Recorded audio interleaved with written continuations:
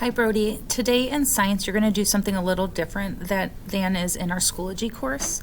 You are going to go to your email and you're going to copy this website down. Okay, I'll send it to you in an email. When you go to that website, just put it in this address bar. You're going to need to log in. When you log in, you're going to type WLE for the username and password. Then when you log in, you will be able to watch the movie. It's a short 2-minute movie. Okay, you can make it full screen by clicking this button. Okay.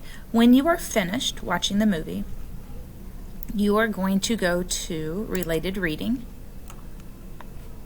And I would like you to pick 3 different related readings to read additional on weathering and erosion. Okay. So each button you click has a different little article. I want you to pick 3. Okay. And then I am sending you a link in your email, but I also shared it with you, a Google Doc for you to fill out after the video. So here you're going to zoom in up 100%. Okay. And read the directions. It says, put each of the landforms listed in the word bank under the appropriate methods of erosion.